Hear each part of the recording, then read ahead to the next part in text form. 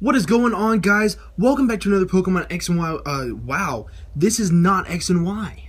This is Omega Ruby and Alpha Sapphire. Now, as you know, I did not upload for a good probably 2 to 3 weeks, and that was only because I knew Omega Ruby and Alpha Sapphire was coming out.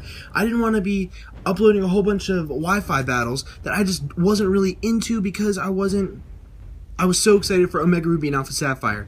I did have the rest of my Lithio battles. I will say I did not make it into the playoffs. However, I did have one really good battle that one Thursday, I'm going to have a Throwback Thursday video, and I'm going to feature that as my video. And that was against Jello Hot Dog, and I'm going to tell you what, that was probably the best battle I think I've ever had in any Pokemon game ever. It was fan-freaking-tastic. I loved it. My dog is making, there we go.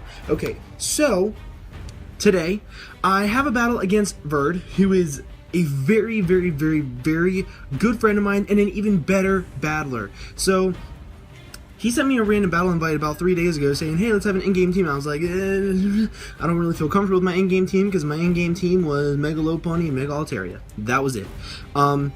So I sent him a different battle invite, and I said, hey, let's just have one now. He said, okay, and these are the teams. As you can see, I have the Garchomp, the Electabuzz, the Victini, the Empoleon, the Mega Beedrill, and the Durant, and he has the Excadrill, the Greninja, the Uxie, the Infernape, the Mega Deoncé, that's what I'm going to call it, and the Hippowdon. Looking at his team, automatically the Hippowdon is the only thing that stops my Mega Beedrill from sweeping. It's honestly one of the only things that stops it, because everything else aside from Sand Rush on the Excadrill, it just dies. So, I'm going to hit play, and we're going to get into this battle. To lead off right away, I actually led off with my Garchomp. Simple reason was because if he led with this stupid thing, I didn't want to have to try to U-turn or Volt Switch on it, because U-turning and Volt Switching just, for some reason, I don't know why, it doesn't really work well on Hippowdon. Maybe because of the ground typing or the physical defense or whatever, I don't know. But then once I got in there, I sat there for a minute, I was like, you know what, this wasn't a good idea. So I switched right out into my Empress, who is, in case you don't know, Virdelet loves Empoleon and Garchomp and hates Victini. So it was really funny for me to bring two Pokemon that were actually originally his that he gave to me and use against him. So it was just really fun. I went for a Scald right there so I could hopefully get a burn and not take this much damage from an Earthquake. However, Empoleon does live it, and I'm max HP, max special defense. So I was really, really, really surprised by that. He's then going to withdraw and go into his stupid freaking Uxie. I hate Uxie more than anything, but it's really freaking good. I love using it. Hate having it used against me. It's a pain in the ass. So I'm gonna go for the Scald while he gets burned, and I was like, well, I don't really know how I feel about that. I don't know. I just don't really know how I feel about it quite yet. So then I get my leftovers recovery, which is it actually really does help in the long run to have leftovers on this thing, because it doesn't get roost. If I'm not mistaken, it doesn't get roost, and it sucks. He's then going to go into Scorpion, who is his Excadrill, and he knew I would not go for a Scald. How he knew, I did not know. But I'm going to go into my Durant, because A, my Durant has Iron Head. I can fish for flinches if I do somehow outspeed, and he's not Sand Rush, but he is. He's not going to go for an Earthquake, and it's not going to take out my Durant, because Durant has like base 120 defense or 110 or something like that. However, he does live on 1 HP, so it's not that impressive. Go for the Iron Head, and it takes about 35% down. So it 35% to an Excadrill from a Durant, that's not bad. So then I'm going to go into my Garchomp. Physically defensive, rest, sleep talk, Garchomp. It's his signature thing. Don't know why. I personally don't like it all that much. I prefer to run max HP, max defense, Impish with EQ Dragon Claw, shit, insert 2 moves here. I don't really know. I don't like it all that much.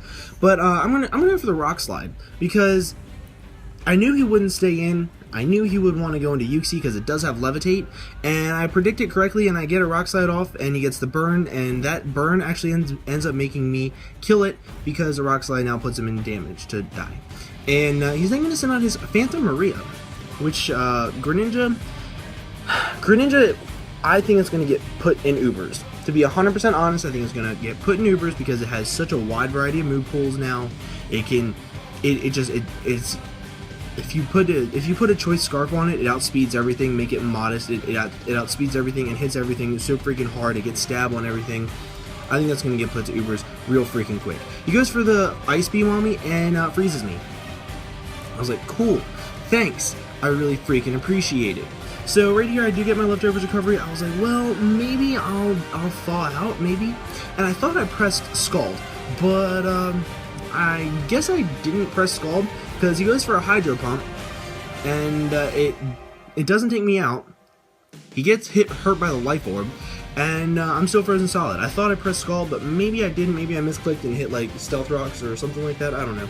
But here's one thing I did notice about Bird's team. He has 3 life orb users. Don't really know how I feel about that just yet.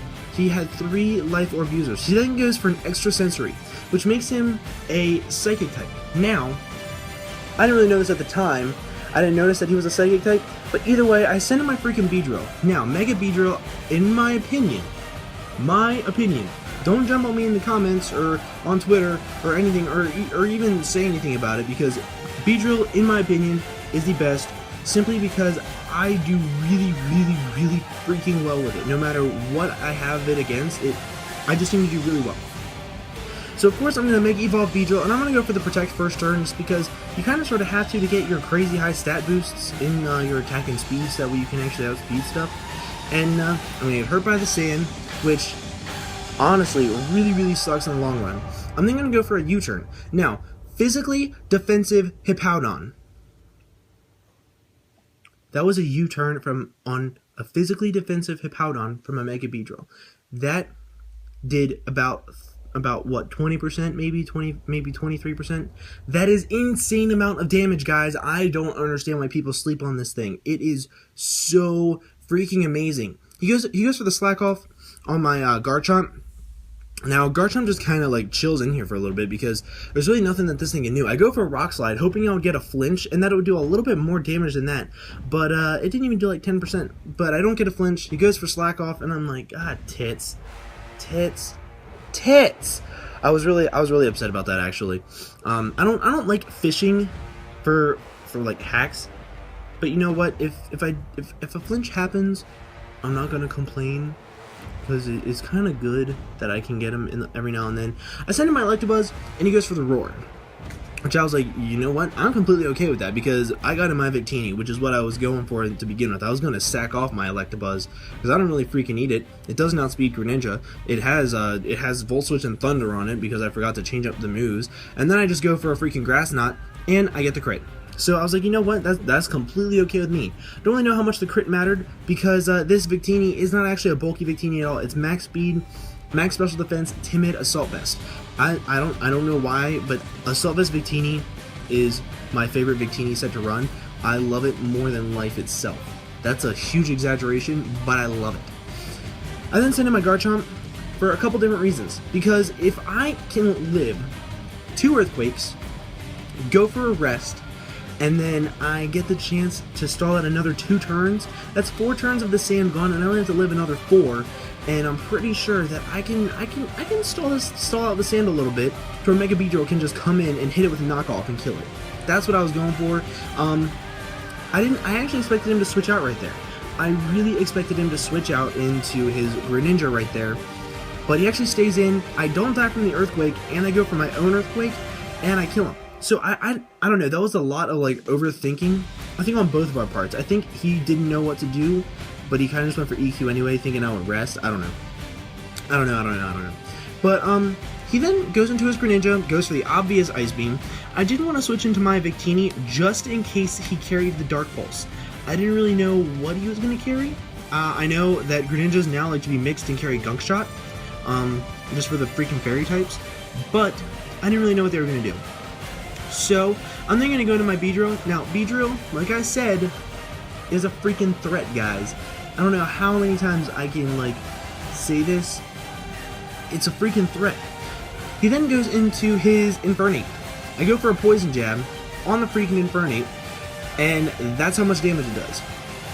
A neutral Poison Jab. Oh my god, it's just so freaking strong. I love it so much. And if I was running Adamant, it would Oka. Like, it's insane. If I had known that he was going to go for a vacuum wave, I probably would have stayed in. Simply because I expected a Mach Punch, and if I'm not mistaken, an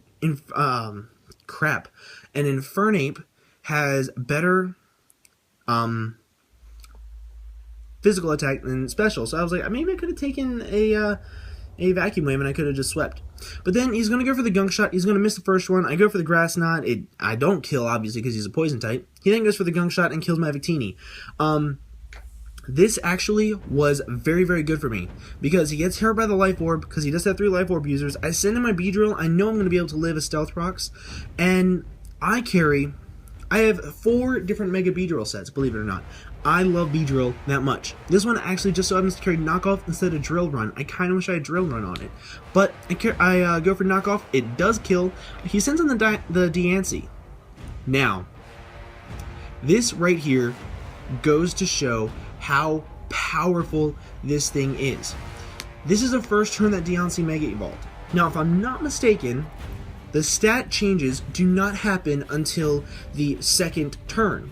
So, Mega Diancie, or regular Diancie, has really, really, really good defense and special defense. Like, I think max HP and max special attack still gives it like 150 something special defense, but without EV training. So it took it O-coded. A neutral hit almost O-coded a freaking Diancie. It's insane to me. I just so happened to get the poison, and I beat Verd. That is the first time I have ever beaten him. We battled like 4 times.